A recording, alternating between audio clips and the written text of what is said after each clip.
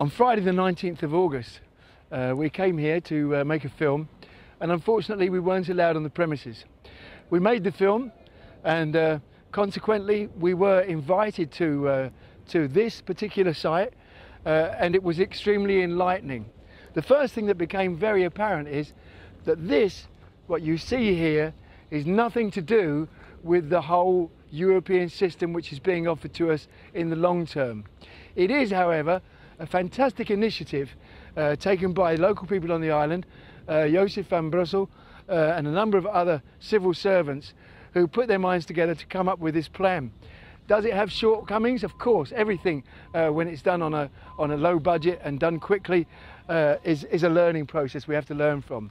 It was agreed through this afternoon's meeting though that definite action has to be taken over these empty trenches which are still there and which still need to be there because this plant can't take everything. For example, heavy salt water and heavy oil, too much of it will clog the plant up. So they do need an escape route. It was agreed, however, that they would do something about securing the perimeter, and they would also do something about cleaning it up with the utmost urgency. We'll keep our eye on it and see what happens.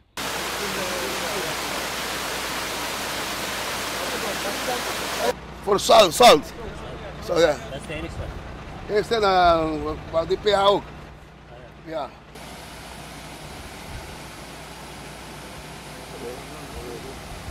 Water's coming in here.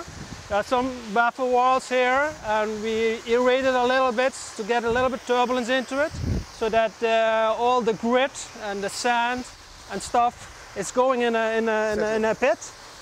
And as well, we have like more or less a grease trap system into it, so if grease coming in here, we can skim it off. What you have to learn in the Caribbean, things have to be simple.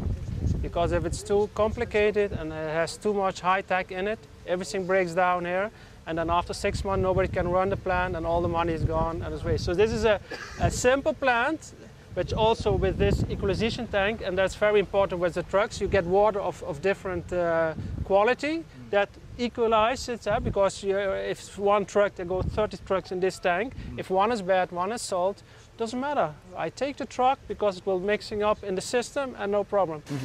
This tank is the equalization tank, so here's actually the mixing up of all the water, and also get a little bit, this will be aerated.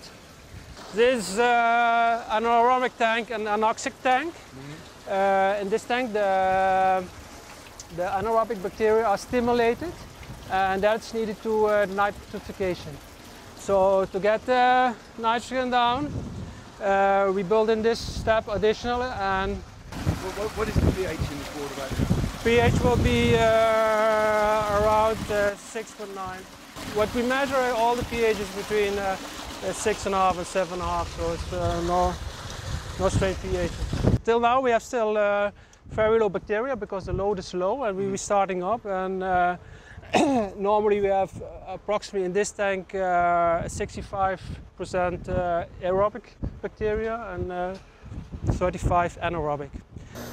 And on the dimension of the foam you can actually see if it's too much air or not enough air. You can also see if it's shutting down, if nitrogen is coming up. And based on that you can put in the amount of air what you need. But still, now that the sludge is growing, we're not over aerated. This is the sludge digester tank, what means that if we have surplus of sludge, we can dump sludge here. Normally it's 50% rate from the sludge is going, waste sludge here, and active sludge going back into the plant to stimulate the bacteria. But in this phase we don't have sludge, because if you need a lot of biological bacteria to get sludge.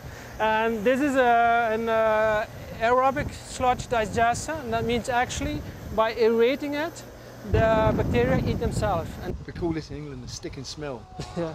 procedure, which Yeah, but it doesn't smell too bad. And if the bubbles are a little bit gone, then you can see the biomass. If it's getting too dark, it's getting black, then you have an anaerobic system, and if it is a browny color, then the bacteria are working really nice. And if the bubbles are a little bit gone, then you can see the biomass. When it's when end of the story. And the end of the line, we do a complete chemical test. I can send you a data sheet with all the things we test. Yeah. And we also do a bacterial test. For the effluent testing, we draw some smaller tests, but for the nitrogen and the biological testing, we want to test. We're now at the level that this plant has sufficient sludge that we can start testing. And will you be able to share that with us, the details of what's coming out of there? Of course. That'd be interesting. Yeah. People would like to know that. Yeah. This is a great initiative, 850,000 euros, and we're on our way to a positive solution. The way that we're looking at the indication of the water at the moment is purely by vision, by visual, by sight, by coloration and by odour. Whether that's the right way or not, I'm not so sure. But we'll find out once the plant is up and running.